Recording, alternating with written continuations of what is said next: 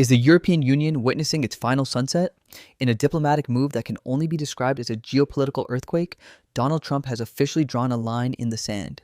For decades, the alliance between Washington and Brussels was considered unshakable, the bedrock of Western civilization. Today, that bedrock has cracked. It is in ruins. Sources deep inside the Beltway confirm the unthinkable. The president has refused to even acknowledge the latest high-level delegation led by European Commission President Ursula von der Leyen. This is not just a cold shoulder, it is a humiliating public rejection, a declaration of diplomatic war. But the terrifying question keeping European leaders awake tonight is not just why he did it, but what happens next. We are looking at a scenario that was previously considered impossible, a complete, immediate decoupling of American power from the European continent. What does Trump know that the public does not? Rumors are swirling about a secret ultimatum delivered via back channels just hours before the public snub. Is this about unpaid NATO bills? Is it about the controversial Green Deal? Or is it something far darker, lurking within the corridors of Berlin that Trump has suddenly decided to expose? The markets are already reacting. The euro is trembling against the dollar. And in Berlin and Paris, the silence is deafening. They know the truth that the mainstream media is afraid to say.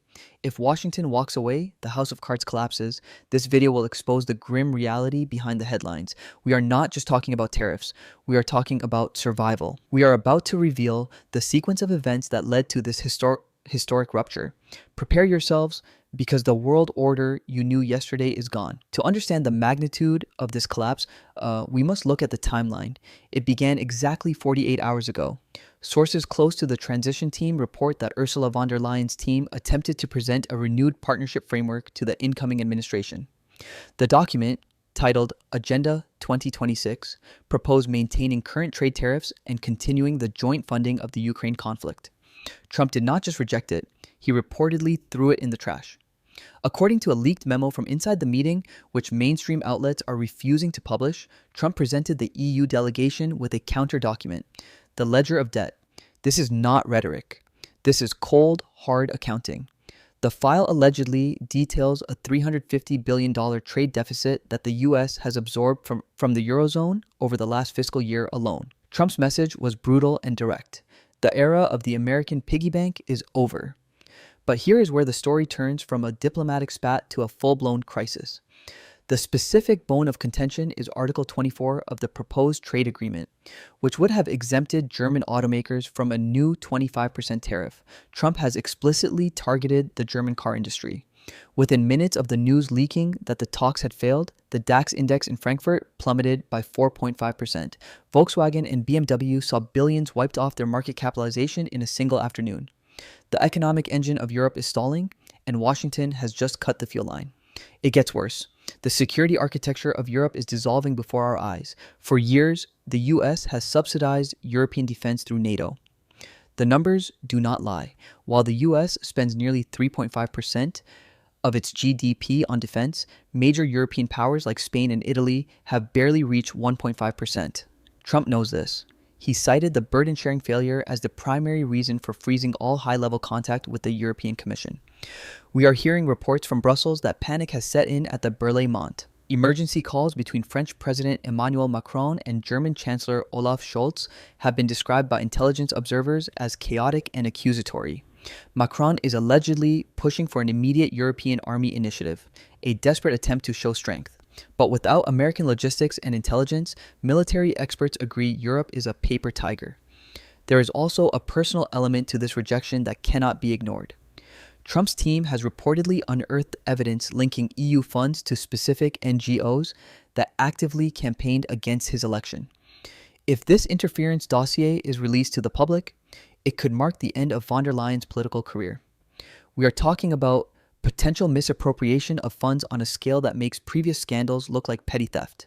The ultimatum delivered was clear. Europe has 30 days to pay retroactive defense dues estimated at $80 billion, dismantle the digital services taxes targeting American tech giants immediately, and accept new tariffs on luxury goods and automobiles without retaliation. If these demands are not met, the U.S. threatens to invoke Section 300 of the Trade Act of 1974. Effectively locking European goods out of the American market. This is the nuclear option of a trade war. Imagine the streets of Paris and Berlin if factories start closing next month. We are already seeing labor unions mobilizing. The Yellow Vest protests in France were just a warm up compared to the civil unrest that could erupt if the European economy crashes. And make no mistake, without the US market, the recession would be instant and catastrophic. Ursula von der Leyen is currently holding an emergency summit in Brussels. The mood is feral. They have no leverage, they have no plan B, they bet everything on a different election result, and now they are paying the price. Trump is not negotiating, he is dictating terms of surrender.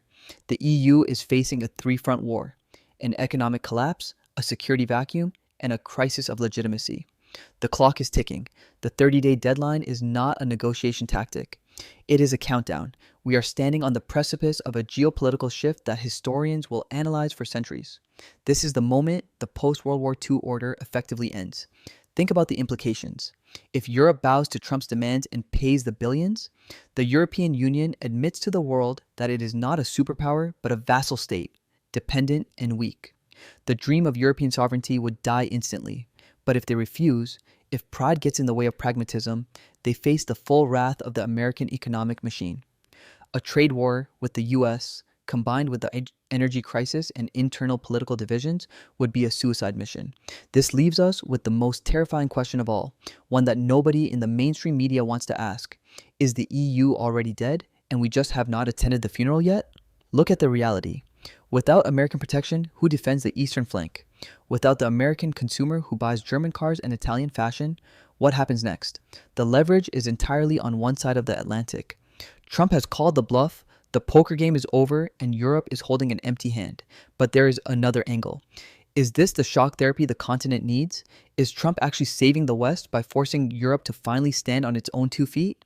Or is he the executioner pulling the plug on a life support system? This is the most critical debate of our time. Question 1. Do you support Trump's America First refusal to subsidize Europe any longer? Or is this a betrayal of an ally? Question 2. Can the European Union survive a full-scale trade war with the United States? Or will this trigger a wave of exits, a Dexit or Frexit? Leave your prediction in the comments below. Do not sit on the fence. The world is changing fast and silence is no longer an option. Will von der Leyen resign within the month? Will the markets crash next week? Subscribe and turn on notifications, because as soon as the 30-day deadline hits, we will be back with an update. You cannot afford to miss what happens next. As the deadline approaches, all eyes remain fixed on Brussels, Washington, and the fragile ties that have defined transatlantic relations for generations. Behind closed doors, policymakers are scrambling to find a compromise that can prevent a complete rupture. Yet, publicly, both sides appear entrenched in their positions. Donald Trump continues to project strength, framing the standoff as a long overdue correction to what he describes as decades of imbalance, while Ursula von der Leyen faces mounting pressure from member states to deliver a unified response under increasingly strained circumstances.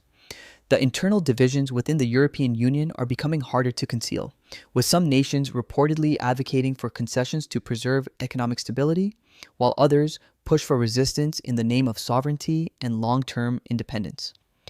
Meanwhile, financial markets remain on edge, reacting not only to official statements, but also to whispers of further escalation. Analysts warn that prolonged uncertainty could trigger capital flight, weaken investor confidence, and accelerate economic slowdown across multiple sectors. Major industries, particularly automotive and manufacturing, are already bracing for impact, with companies like Volkswagen and BMW reassessing production strategies and export dependencies. The ripple effects extend beyond Europe, raising concerns among global trading partners who fear being caught in the crossfire of an intensifying economic confrontation. On the security front, the implications are equally profound. The long-standing framework anchored by NATO is now under unprecedented strain, prompting urgent discussions about defense autonomy within Europe. Leaders such as Emmanuel Macron and Olaf Scholz are reportedly exploring contingency plans, though experts caution that building an independent defense capability would take years, if not decades. In the interim, any perceived security vacuum could alter the strategic calculations of other global powers, further complicating an already volatile situation. What happens next will likely define not only the future of the European Union, but also the broader trajectory of the international order. If a last-minute agreement is reached, it may preserve a redefined alliance, one built on stricter terms and clearer expectations.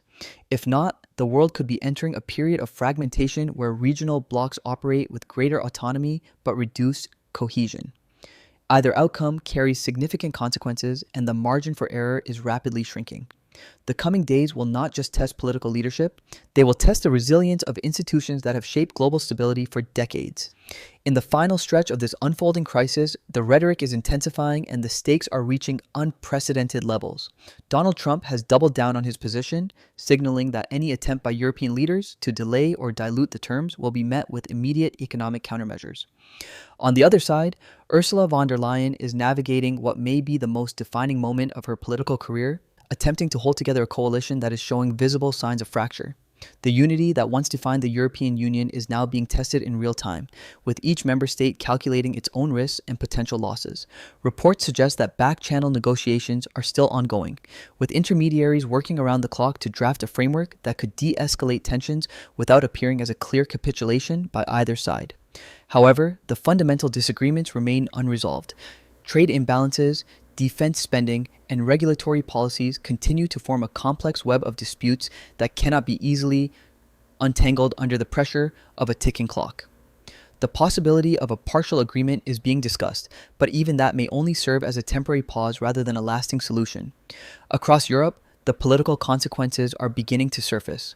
Opposition parties are gaining momentum by criticizing current leadership for either being too submissive or too confrontational. In France, Emmanuel Macron faces growing domestic scrutiny, while in Germany, Olaf Scholz is under pressure from both industry leaders and political rivals to safeguard the country's economic backbone. The broader question of European sovereignty is no longer theoretical. It is now a central issue shaping national debates and electoral strategies. At the same time, global observers are closely monitoring how other major powers might respond to a weakened transatlantic alliance.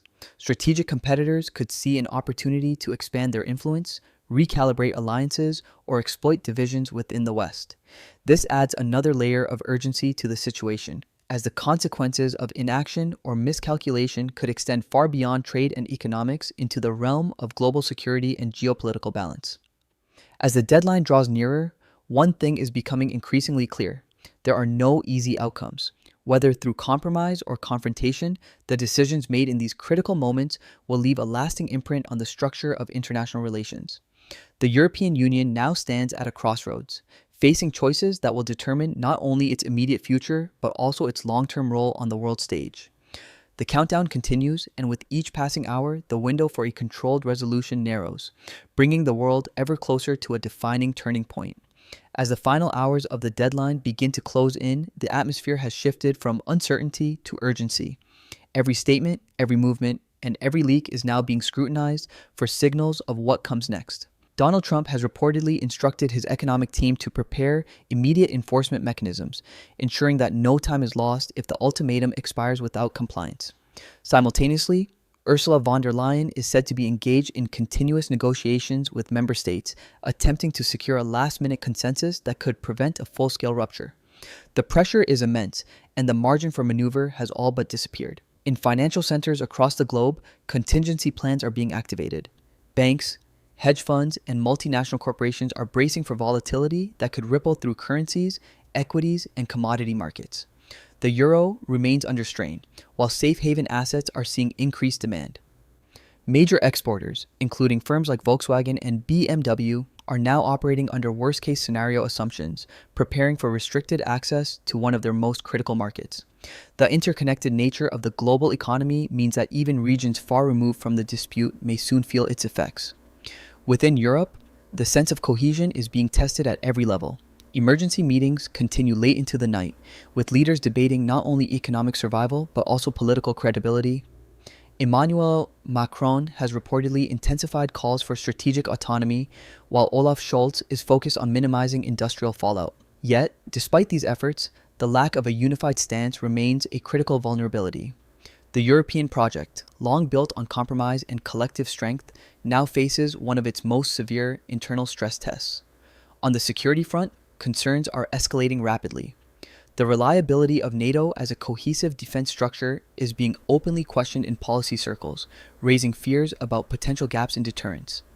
Military planners are quietly reassessing readiness levels, while intelligence agencies monitor for any signs that external actors might seek to exploit the situation. The geopolitical implications extend far beyond economics, touching on the very foundations of post-war stability in Europe. And then comes the moment of decision. If the deadline passes without agreement, the shift will be immediate and unmistakable. Tariffs will be imposed, trade channels disrupted, and diplomatic relations fundamentally altered. What was once an alliance could transform into a rivalry defined by competition and mistrust.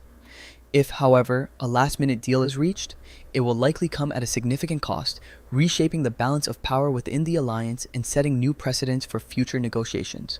This is no longer a distant or abstract scenario. It is happening in real time, with consequences that will be studied, debated, and felt for years to come. The world is watching, the clock is nearly out, and the outcome, whatever it may be, will mark the beginning of a new chapter in global history.